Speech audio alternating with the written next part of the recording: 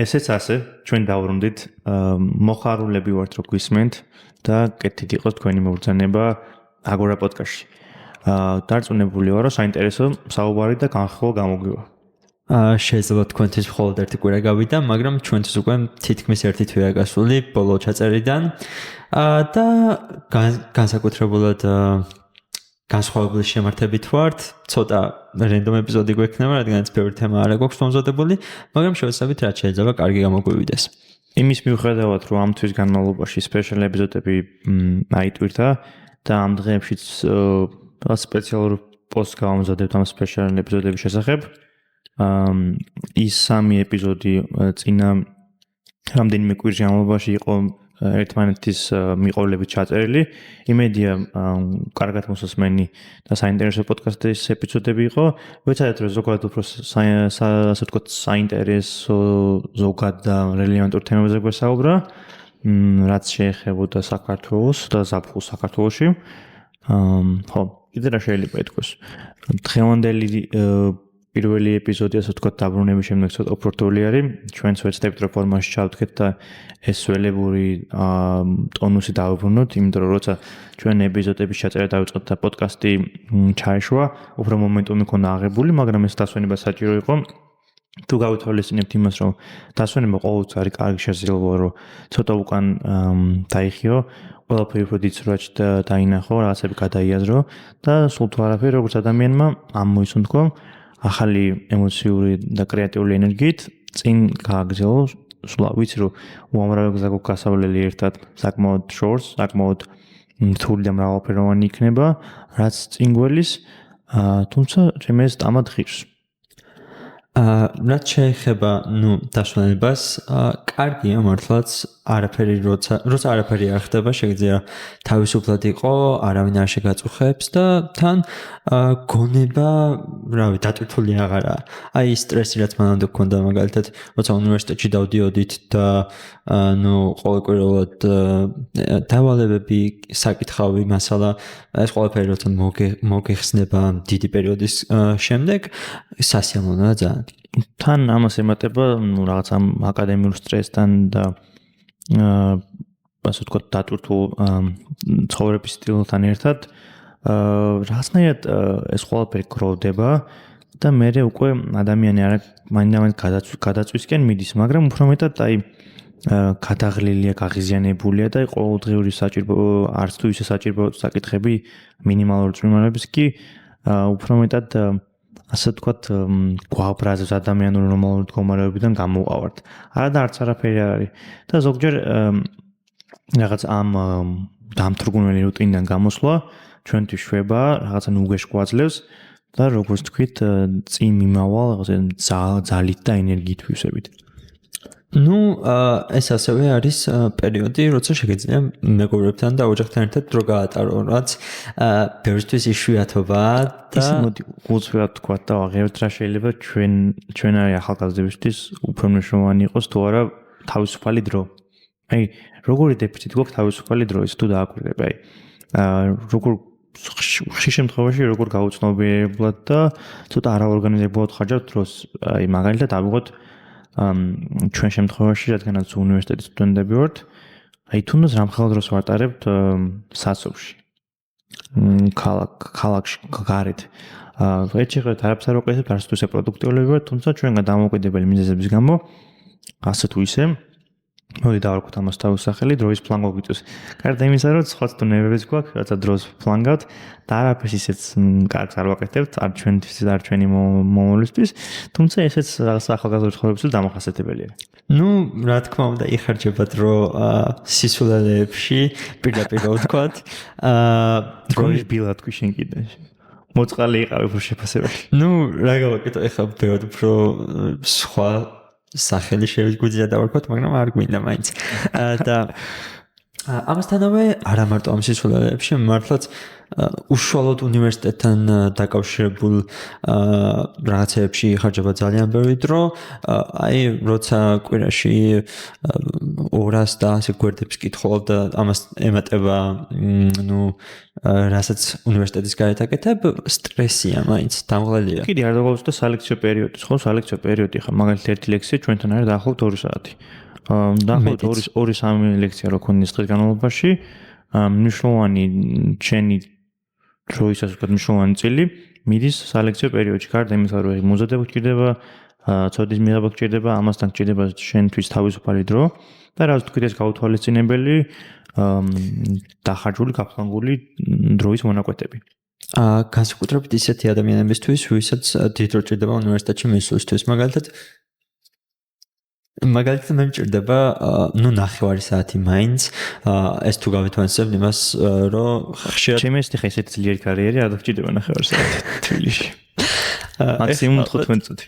შეიძლება ბევრად უფრო ნაკლები. გააჩნია ეს კარიერა მიმართლებით უპირას. ან უფრო მეტი დაგჭირდება, ან უფრო ნაკლები. შესაძლოა, მაგრამ მაინც, დღეში 1 საათს მაინც გზაში ვატარებ და ეს რა ხდება გარეთ. ძალიან დიდი ქარი ქრის, ხო? მოდი ჩვენ ხა უფრო ჩვენ საქმეზე კონცენტრირდეთ, რას ვაკეთებთ. არ ვალდე ხა თქვენში მეტყავს. ხო, ალბათ ცოტა გამაღიზიანებელი არის. თან თბილის ძალიან ისე იშვიათად ახასიათებს ძლიერი კარები. ალბათ გააჩნიათ თბილისის რა ნაწილზე ვსაუბრობთ. მაგრამ ბაგებში რაც შემჩნევია, უფრო ხშირადაა ასეთი კარები, ვიდრე სხვა ნაწილში ქალაქის. შეიძლება ეგეც რაღაცა თავის როლს თამაშობს, რომ ბაგებს ახასიათებს კარიანობა და აქ ხშირად არის კარი. ხო. ჩვენ კიდევ დღეს რაღაცა კონკრეტულად არჩეული თემები არ გვაქვს, არც რაღაცა სპეციალური ეპიზოდი არის, უბრალოდ რაღაცნაირად გვინდოდა აი როგორც სპორტში არის, ხო? პრესეზონები და სეზონისთვის მოსამზადებელი რაღაც ეს როგორც თქვით ინერციის მოსაკრები ეპიზოდი არის. სხვადასხვა ალბათ უფრო სპონტანურ საკითხებზე ვისაუბრებთ. რაც გაგვახსენდება, რაც ჩვენთვის უფრო მნიშვნელოვანი და საინტერესო იქნება. და იმის თქმა მინდოდა, რომ ამ ბოლო დროს დავფიქრდი, რამდენად აი ყველაფერი როცა რიცხვებში ან ციფრებში გადაყვას და ამის მეტრირებას აკეთებ, ფიქრობ რა მნიშვნელოვანია აი ყოველდღიურად ჩვენთვის რაც მიღებული და გარანტირებული ფუფუნებები არის და გონია რომ ეს ასეც უნდა იყოს. აი თუნდაც რომ ჩვენ დროის თავისუფლება გვაქვს, მაგალითად არჩევნის თავისუფლება გვაქვს, მრავალფეროვნებით ფუფუნება გვაქვს. სულ ვაფერი თქვა რომ უსაფრთხო გარემო არის შედარებით ასე თუ ისე და უზრუნველყოფილი ვართ. ეს რაღაცნაირად ადამიანი ხო რაღაცნაირად ბუნებით კონფორმისტი არის, მაგრამ ამავდროულად თან ეს კომფორტის არსებაც არის ინსტინქტურად და რაღაცნაირად აი ცოტა ეს აღქმის და დაფასების კუნთი რასაც არის ადამიანში რაღაც ტვინის ნაწილი ცოტა ატროფირებას განიცდის და ბევრ საკმაოდ ღირებულ და ბევრისთვის მოკლებულ ფუფუნებებს აღიქვას როგორც მისი რეალობის და ცხოვრების განუყოფელ ნაწილად. ეს თავისუფალი დრო იმ სტრესთან შედარებით ასეც ვისაუბრეთ, მიუხედავად იმისა, რომ თავისუფალი დროის ნაკლებობა მაინც რაღაცნაირად როგორ თქვა, აი ეს განტვირთვის პერიოდი გაძლევს იმის საშუალებას, რომ რაც კი გააჩნია, ისიც კი მიიღო როგორც საკუთარი და როგორც სასიამოვნო. ხო, ის ამ დაკნინების რაღაცა სინდრომიდან ცოტა გამოდიხარ. მაინც ახლა როგორ თქვა, აი ეს თავისუფალი დრო რაც გაქვს, მაინც ხშირად იყენებ როგორც ახსენეთ წეგან სისხლდეებში, მაგრამ ეს სისხლდეები იმდენად გმატებს ენერგიას და იმდენად გახალისებს, რომ შეიძლება სხვა ნებისმიერი სტრესი დაგავიწყოს, რაც კი გაგივლია იმ დღეს. ზოგჯერ ხო ეგეც საჭირო რაღაცა ბალანსია საკუთრელი არა მაგ საკითხებთან მიმართებაში. რა თქმა უნდა, მაგრამ მაინც ახალგაზრდებისთვის გართობა მნიშვნელოვანია. მაინც და დასვენებაც ამავდროულად. კი. და ეს პერიოდი შეგიძლია, უფრო ნაყოფიერ რამეშიც გამოიყენო, წიგნი წაიკითხო, ან თუნდაც საინტერესო ვიდეოს უყურო, ან ფილმს უყურო.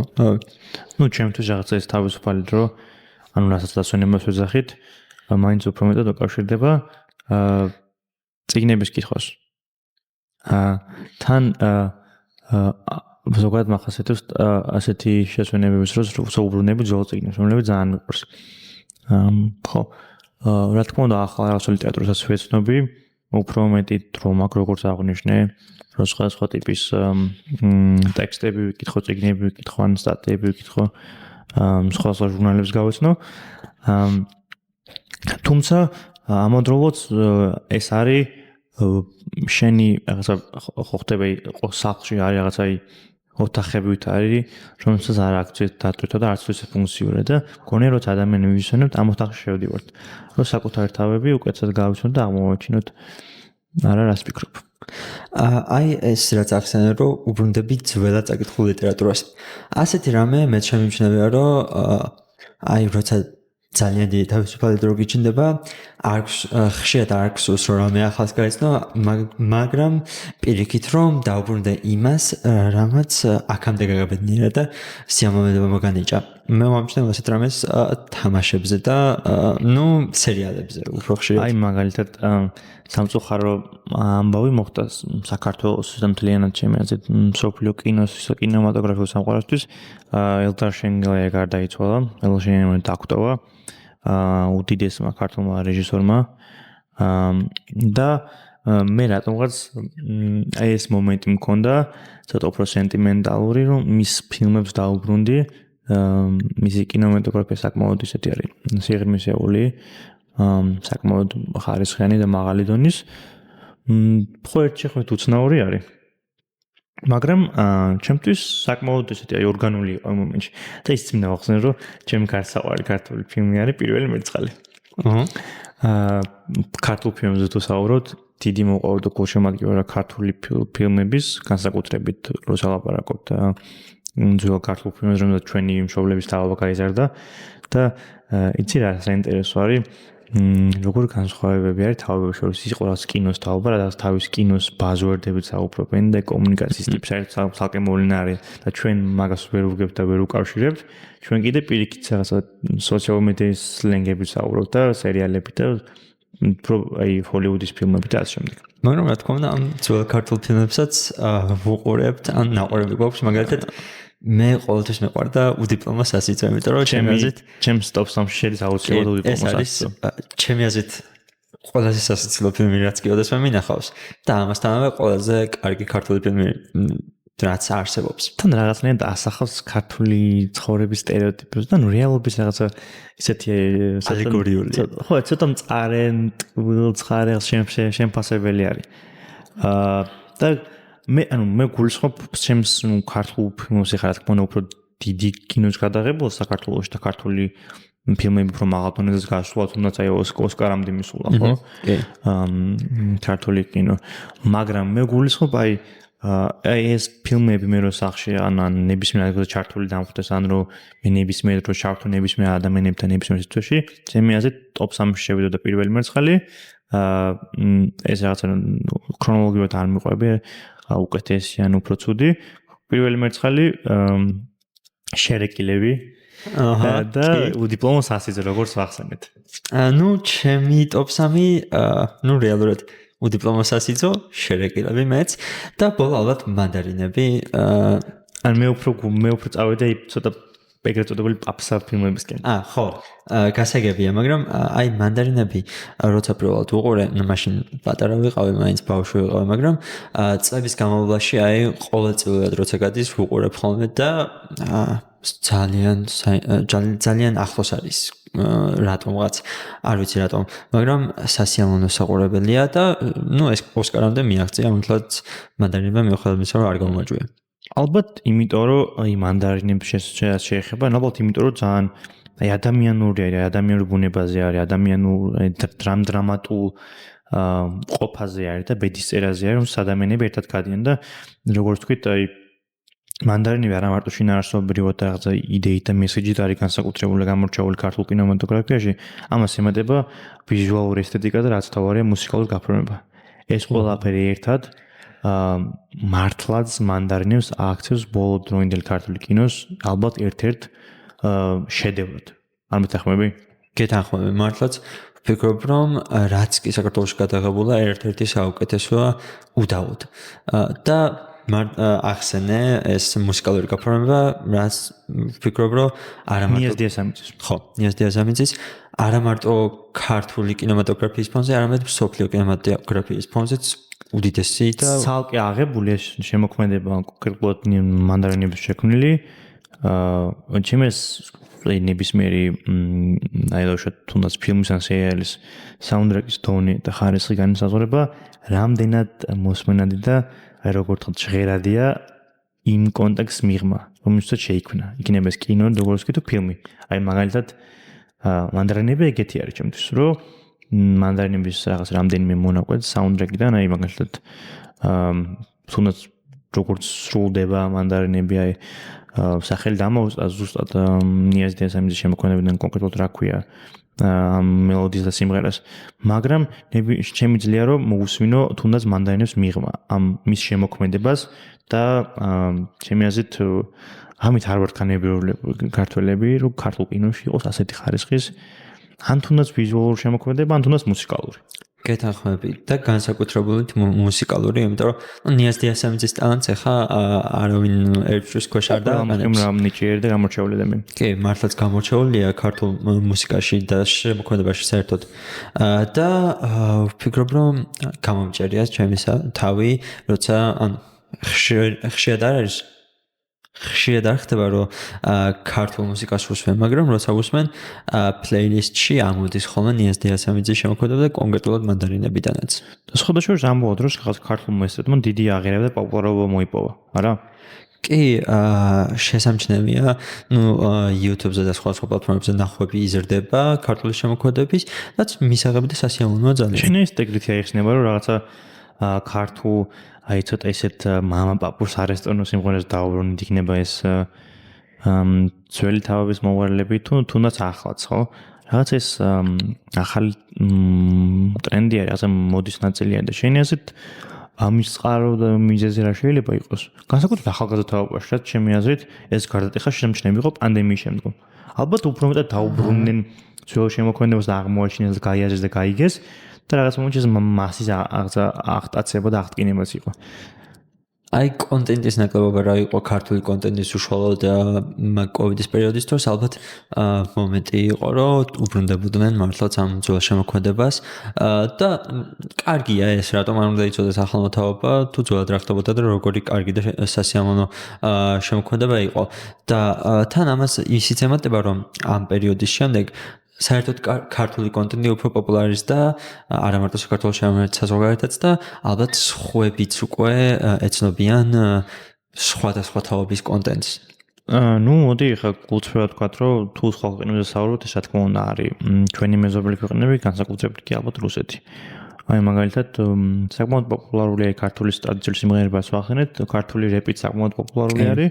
და ისეთი ნახვები და ისეთი რაღაცა რეზონანსი აქვს მაგალითად YouTube-ზე ან სხვა სტრიმინგ პლატფორმებზე, რომ ხვდები, რომ საქართველოში ამდენი მსმენელი არ არის, ამდენი YouTube მოხმარებელი არის და თან კომენტარებსაც თუ ჩაყვები, რუსული კომენტარები შეიმჩნევა. საკმაოდ ხშირი არის და გავრცელებული. და თუ დაუბრუნდეთ, აი, რატო ამოვტიტვიდა ქართული და როგორ ამოვტიტვიდა ქართული ესტრადა, ისიც იყო როგორც თქვით ის პერიოდი, კონტექსტი რო გავითვალისწინოთ, როცა უფრო მეც პანდემიის დროს გულისხმობ, როცა უფრო მეც მოვიხმარდით, ვიდრე ვქმნით. შესაბამისად, როცა გაჩნდა ეს დეფიციტი და მოთხოვნა საქართველოს ბაზარზე, რაღაცნაირად ამ ინდუსტრიამ თავი ამოყო ისევ ძველი რაღაც სიმღერების და მუსიკების და თავისი ადგილი დაიმკვიდრა. ხშირად ისმის რესტორნებში, ალბათ შენც მოგისმენი ხა სეზონი იყო საზაფხულო ტურისტული, საკმაოდ ისეთი ჟღერადი და პოპულარული არის. ხო, ესე რაც აქამდე არ შემჩნევია. არა მარტო უფრო ტრადიციული ტიპის რესტორნებში, არამედ უბრალო საკვების მისაღებად რო შევდიოდი სხვა რესტორნებში, რაც უფრო fast food-ზე მიდის, აი მაგაც კი ქართული მუსიკა იყო, რაც გამიკვირდა, იმიტომ რომ ძირითადად აი ძალიან პოპულარიზებულია TikTok-ზე პოპულარიზებული მუსიკა. მაგრამ შემიძლია მაინც მაგხრივ აი დასავლური პოპკულტურა დომინირებს. ნუ რა თქმა უნდა, ხა ეს მაინც fast food-ი უფრო დასავლურია და კულტურა ზოგადად საქართველოში წაინ ჩვეულებრივ ადგილებში, საკვებო ობიექტებში მაინც ალბათ მაგაზე გეთანხმები. ნუ მაინც ალბათ უფრო ცოტა ახალგაზრდულ რაღაცებზე ამორგებული და ნუ ეს ძველი ტრადიციული რესტორანებიც არის ცალკე ნიში, ასე ვთქვათ, ინგლისური სიტყვაში შევუთანხმო. და თავისი მომხმარებელი და სტუმრები ყავთ, ასე რომ როგორც თქვით, ყველაფერი საბოლოო ჯამში დადის იქამდე, რომ შენი ნიშა იპოვო. იქნება ეს ბაზარზე, იქნება ეს ინდუსტრიაში, იქნება ეს ცხოვრებაში. ყველაფერში საერთოდ. და ნუ ეს დასავლური რაღაცების პოპულარიზაცია, ტურიზმის ზრდითაც არის გამოწვეული ალბათ.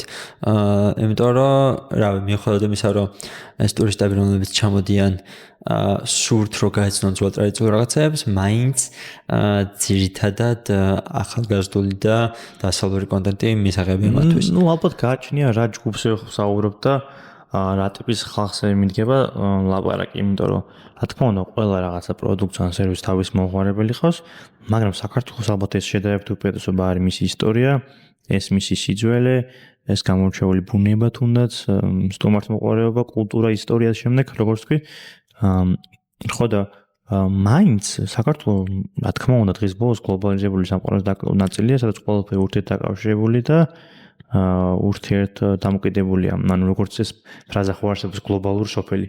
უკვე იმდენად სამყარო ერთმანეთს გააჯაჭვული არის, რომ რა თქმა უნდა საქართველოში შემოაღწია საკმაოდ ინტენსიურად ამ ვესტერნიზაციის, ამ მოდერნიზაციის სხივება. რაც პირდაპირ ესახება ხა ქართველების ქცევაზე, მასების დამოკიდებულებაზე, სენტიმენტებზე, რა მოგწონს, რა არ მოგწონს და ხო რა ვიცი ხა მგონი ახალს და განსაკუთრებულს არაფერ არ ვეძახით. ხო ეს არა განსხვავებული და საოცარი ფენომენი ეს. ასეც უნდა იყოს. ნუ ჩვეულებრივი აქტია. ის რაც ნებისმიერ ქვეყანაში შეიძლება მოხდეს და უნდა მოხდეს კიდეც, რადგანაც ვითარდებით და თუ გვინდა რომ სოფლიოს ყველა ქვეყანა ერთდროულად განვითარდეს, მაშინ ასეთ რამ მისაღები უნდა იყოს ყველასთვის. ნუ ნამდვილად საქართველოს არ არის გამონაკლისი და არც უნდა იყოს. და ზუსტადაც უფრო ეგზოტიკური და უფრო მიზდველი იქნება თუ რაღაცნაირად ამის საინტერესო და განსხვავებული მიქსი იქნება თანამედროვეობის და ანტიკურობის. ეს რა თქმა უნდა უპირატესობა და პლუსი საქართველოს აქვს და ამით ჩვენ განევილებრო და მოდი ვთქვათ რომ ეს როგორც ქვეყნის, როგორც ჩვენ ამ ქვეყნის შვილებისთვის ძალიან დიდი ფუფუნება არის. კი, იმიტომ რომ სხვა ბევრ ქვეყანაში ასეთი რამ არ ხდება, როცა არის ერწყმა ძველი და ტრადიციული, ახალ და თანამედროვე თუნდაც სფეროებს რო დავაკვირდეთ. და ვიღებთ შესაბამისად საკმაოდ დამახინჯებულ გაუგება რაღაც ამორფულ კულტურებს ან საზოგადოებებს. საქართველოს ჩემი აზრით მაგ ხრივ საკმაოდ აი წკიბზე გადის, თუმცა იმ ტრადიციებს, იმ ღირებულებებს, იმ ნორმებს ვინარჩუნებთ. ასე თუ ისე თანამედროვეობას და ახალ რაღაცებს ვეთამაშებით და ვცდილობ ჩვენი ადგილი ვიპოვოთ საკმაოდ ცვალებად და განვითარებად სამყაროში. ეს შეიძლება ცოტა რთული იყოს და არის კიდეც რთული, მაგრამ თუ გსურს რომ ერთ დღეს იმ დონეზე მივიდეთ, რომ მართლაც საქართველოს იყოს ერთ-ერთი დომინანტი ქვეყანა ამ ყველაფრის მიხედვით, ანუ კულტურის რეგიონში გულისხმობ. ხო, რეგიონში. ახლა მსოფლიო დონეზე ცოტა უფრო რთულია, მაგრამ მცირე პატარა სახელმწიფო ვართ ახლა. ყველაფერს გათვალისწინებით. და რეგიონში თუ გვინდა რომ მართლაც დომინანტური ვიყოთ და დომინანტური ისეთ სიტყვა რაღაც აი გამორჩეული, ხო. გამორჩეული რომ ვიყოთ, ან პიონერები თუნდაც. ნუ გამორჩეული იყოს. გამორჩეული თუ გვინდა რომ ვიყოთ, მაშინ ეს ამ ყველაფრის შერწყმა ისე უნდა მოხდეს, რომ არ დამახინჯდეს ქართული კულტურა, ქართული ცხოვრების წესი და ჩემი აზრით ეს შესაძლებელია. თორე ჩვენ აქამდე ასე მოვედით. კი, აქამდე ასე მოვედით და ნუ არც უნდა გაგვიჭირდეს ეს მართლაც არა მარტო ეს არის საერთოდ ხალხის ინიციატივა და ხალხის უნდა წამოვიდეს ეს ყველაფერი. და არ მგონია რომ ვინმეს არ მოწონდეს ასეთი რამ.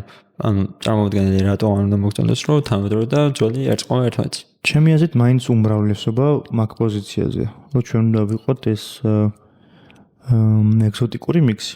ხიდი სხვა ისტორიებს და კულტურებს შორის. და გეოგრაფიულადაც ჩვენ ამ ხრივ შეწყობა გვაქვს. არა? რომ ყოველთვის ვიყავთ გასაყარი დასავლეთს და აღმოსავლეთს შორის, აქედან გვეკროდა ასე ვთქვათ შავი ზღვა, სხვა ცივილიზაციები. და რაღაცა სულ ეს ბრძოლის ველი იყო საქართველო. ყოველთვის გამორჩეული იყო და ეხაც უნდა იყოს გამორჩეული. განსაკუთრებით ჩვენ უნდა შექმნათ გამორჩეულად. კი. და ანუ ეს გეოგრაფიულ დებარეობას რომ ახსენებთ, ისტორიულ კონტექსტიც უნდა გავიაზროთ, რომ პოზიციონერებისთვის მნიშვნელოვანი იქნება კი.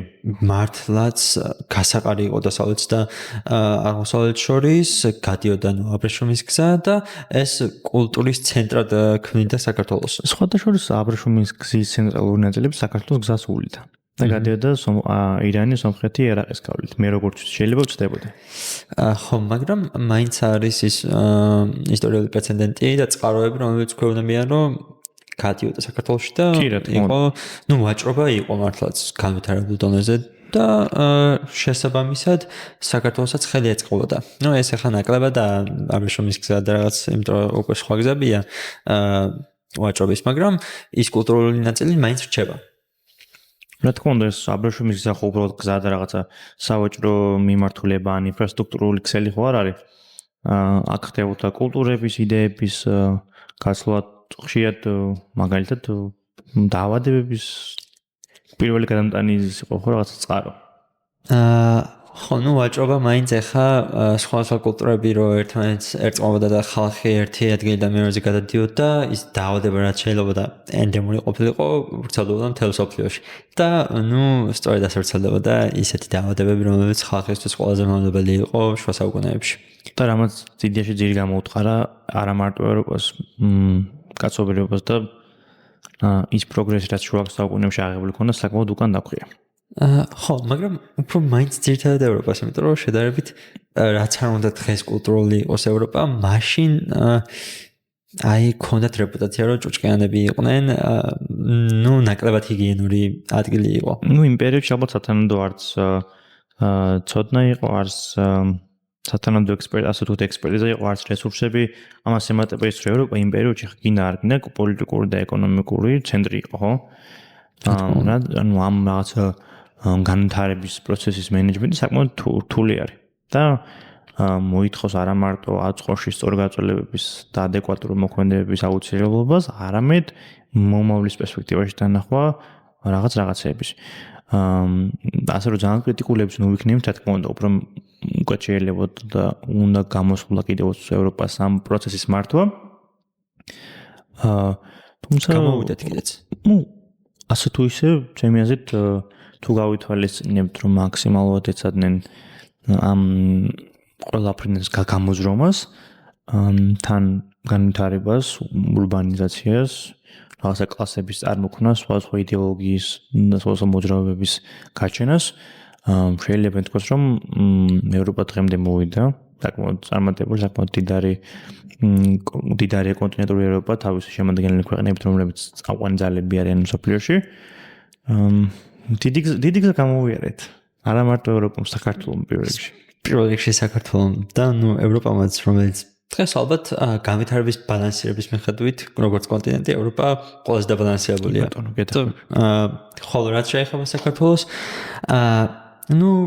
მეტად რთული ისტორია გვაქვს, ბევრი კრახი განვიცადეთ, მაგრამ დღემდე მომახციეთ და დღესაც ვცდილობთ, რომ რამდენადაც განვითარდეთ. რაღაცნაირად ეს ქვეყნისთვის დამახასიათებელი არის ჩვენი იდენტობის და ღირსების ნაწილი, რომ ბევრი წარმატება იყო, ბევრი წარუმატებლობა, ბევრი კარგი და ცუდი, მაგრამ სხვადასხვა ობიექტურად თუ შევაფასებთ, საქართველოს სხვა სოციალური, საზოგადოებრივი, სტრუქტურული პრობლემების გარდა და გამოწვევების გარდა, რაც ყოველს ქვეყანას აქნება, მით უმეტეს ძიმედ განიცდით და აღვიქვათ საქართველოში, რადგანაც ჩვენი ქვეყანა არის, საქართველო არის მაღალი, განვითარებადი ქვეყნების კრიტერიუმებით, სტანდარტებით, მაღალი განვითარების ქვეყანა, საშუალოზე მაღალი განვითარების ქვეყანა. რა თქმა უნდა, ამან თვითკმაყოფილების და დამშვიდებიდან დაამების საბაბი არ უნდა მოგწვეს, ძალიან დიდი წინ გასავლელი და უამრავი მიმართულებით ფუნდამენტური რეფორმები და ინიციატივები არის საჭირო. თუმცა არც თუ ისე, აი ჩემი აზრით ხშირად მთლიან რეტრო პერსპექტივაში გვიჭირს რაღაცების დანახვა. უფრო ანალიტიკურად, უფრო თანმიმდევრულად და პრაგმატულად შევავასოთ საერთოდ სად ვართ და როგორ გამოგვდის როგორც სახელმწიფოს, როგორც ქვეყანას, საზოგადოებას ჩვენი საქმის გაკეთება და ჩვენი მისიის შესრულება. უფრო მეტი შეიძლება ყოველთვის უფრო მომთხოვნა კრიტიკულები უნდა ვიყოთ ჩვენს თავის შეფასებაზე. თუმცა რაღაცები გამოგვდის. შედარებით, რა თქმა უნდა, ყოველთვის შედარებითია. სხვა განვითარებად ქვეყნებთან შედარებით ალბათ ამას გულისხმობ. ხო, იმიტომ რომ სამყარო არც თუ ისე განვითარებულია, ანუ მით უმეტეს არც თუ ისე თანაბრად და მარწესიერად და ზომიერად განვითარებულია. ნუ ალბათ, როგორც ვახსენეთ წეგან, ევროპასთან შედარებით სხვა არც ერთი კონტინენტი არ არის ეგრეთ დაბალანსირებულად განვითარებული. და ნუ ეს რა თქმა უნდა აისახება ნებისმიერ ქვეყანაზე და შეიძლება ნებისმიერ ქვეყანას კონდეს ის პრობლემები, რაც მაგალითად შეიძლება ჩვენთან არის. ჩემი აზრით უკვე დრო დადგა, რომ სანამ რამე სხვაზე დავიწყოთ ლაპარაკს ან ბოლოში გავალთ, დრო დადგა, რომ თვითმყოფადობის ჩვენი თავის პოზიციონირება მოვახდინოთ და ამისთვის უნდა შიდა სამუშაოები, ძალისხმევანი შესაძლებლები, თვითმყოფადი ქვეყანა გავხდეთ. ყველა მხრივ, ყველაფერს გათვალისწინებით და ჩვენი ადგილი ვიპოვოთ სოფლიოში, ამ გლობალურ ასპარეზზე. და აი ასე მოვახდინოთ ხირშეულოდ და როგორ თქვა, ბრწყინვალებით პოზიციონირება. ნუ ალბათ საკუთარი ადგილის პოვნა და დაფუძნება არის პირველი ნაბიჯი წარმატებისაკენ ნებისმიერი ქვეყნისთვის და არა მარტო ქვეყნისთვის, როგორც ქვეყანა შედეგი და მომწიფებული ხარ, როგორც ხალხი საზოგადოება. და აღარ უნდა იყო დამოკიდებული სხვა რაღაცებზე, უნდა იყო სრულიად დამოუკიდებელი. ნუ სრულიად დამოუკიდებლობა ალბათ ძალიან ესეთი იდეალისტური არის და საერთოდ არარეალისტური არის, მაგრამ როგორც თქვით, რაღაცა ოპტიმალური ოქროს შუაედის პოვნა იქნება საქართველოსის გადამწყვეტი. ნუ ხო, სრულიად დამოუკიდებლობა ნებისმიერი ქვეყნისთვის შეუძლებელია, იმიტომ რომ დღეს მაინც ყველაფერი ერთმანეთთან გადაჭრილია. განვითარებად ქვეყანა ვართ, ბორძიკებთ, მერყეობთ და ასც უნდა იყოს. მაინც იქამდე უნდა მივიდეთ, რომ ნუ ნორმალურ მდგომარეობაში ჩავждეთ და ვიყოთ ისეთ პოზიციაში, სადაც ნუ არ გაგვიჭირდება არაფერი. ასე გვაქვს არჩევანი. არჩევნის რაოდენობა და არჩევნის თავისუფლება. ხო, ნუ ამისკენ მივიწყეთ. მაგრამ ეს უნდა დავიმსახუროთ. ნუ უნდა დავიმსახუროთ და აქამდე ნუ ნელ-ნელა პატარ-პატარ ნაბიჯებით მოგვიწევს წინსვლა, მაგრამ მაინც ერთ დღეს ვიქნებით ალბათ. აი, ზუსტად აი პატარ-პატარა ნაბიჯებით როცა დავიწყოთ ჩვენი ბედის შექმნას და დღეს წესრიგის კარნახს, აი მაშინ რაღაც იქნება და დარწმუნებული ვარ განსხვავებას და ცვლილებას მოიტანს. მაგრამ არ უნდა დაგვიწყოს. ყველა ადამიანის და ყველა ქართველისთვის. ხო, და ხო, სწორად მაგან მივდივართ, რომ ეს ყველა ადამიანი უნდა ჩაერთოს, თუ უნდათ, რომ ეს მათაც შეეხოთ. ამიტომ სხვებზე ყურება შეიძლება უნდა დავებრუნოთ და უნდა აღვიდგინოთ აი ეს თვით თანამონაწილის და თანამესაკუთრის შეგრძნება, რომელიც ჩვენ სახელმწიფოს და ქვეყანას ეხება. და ნუ ალბათ სწორედ ეგ ჩვენი აგორას მიმართულებაც, რომ სხვა ადამიანები ჩავრთოთ და ვაკეთებინოთ ის, რაც მათ აინტერესებს და რაც უფრო მეტი მრავალფეროვანი და განსხვავებული ხმები იცოდეს. ნუ ალბათ უკვე ჯობია ბოლოსკენ წავიწიოთ. პირველ რიგში ტრადიციული ჩვენი რეკომენდაციები. მოდი, ნუ შეგიძლიათ შეხარ ჩემი მარეგულატორი რაღაცნაირად, რომ ძალიან არ გავეშვათ. ეხლა ნუ ვინც არ გვიცნობთ პირადად ჩვენ რო დავждეთ და ვისაუბროთ, ალბათ საათებზე შეიძლება გაგვეწელოს და ამიტომ როგორც ჩოროგანის პოდკასტი იქცევდება და არ თორდება ეგრე ალბათ. ნუ ცოტა დამღალია ეგ, მაგრამ ეგეთი შესაძლებლობა არის და ნუ დავაკვირდეთ სიტუაციას მოვალში რა მოხდება არავინ არ იცის. გაგხო მაგის თუნება შინაგან. შინაგანი თუნება ყოველთვის არის მაგის. იმიტომ რომ საუბარი ყოველთვის ასე ამოდაა. მაგრამ ჯობია რეკომენდაციებზე გადავიდეთ. შენ დაიწყებ? დავიწყებ, ხა. მე როგორც ყოველთვის შედარებით ნუ ვიდეო კონტენტზე ვარ გადასული, რასაც უფრო ხშირად ვეცნობი და მაქვს ასეთი პატარა იუთუბერის ვიდეო. პირველ რიგში იუთუბერის სახელია Veritas-ი, 1500-მდე გამომწერი ყავს და ვიდეოს სახელია How Certainty Creates Fools. ანუ თავში დაჯერებულობა ავტოჯერებულობა. ხო, თავდაჯერებულობა ქმნის იდიოტებს. ან თვითდაჯერებულობა. ხო, მაგრამ აქ არ არის ნაგოლისხმები, რა თქმა უნდა, თვითდაჯერებულობის უნარი, არამედ ზედმეტი გადაზედმეტება. და, 20 წუთიანი ვიდეოა, ძალიან საინტერესოა. აქ უბრალოდ საუბარი არა, ფილოსოფიურია, სხვა ფილოსოფოსების მაგალითებია მოყვანილი და გირჩევთ გაიცნოთ. არც ისე პოპულარი ვიდეოა და არც ისე პოპულარი იუთუბერი, მაგრამ ვინც გაიცნობით, ჩემი აზრით ძალიან საინტერესო იქნება თქვენთვის. მთავარია იმ დამინძურებულ საინფორმაციოში კიდე რაღაც ტრეში არ იყოს. არა. ამიტომაც გენდობი.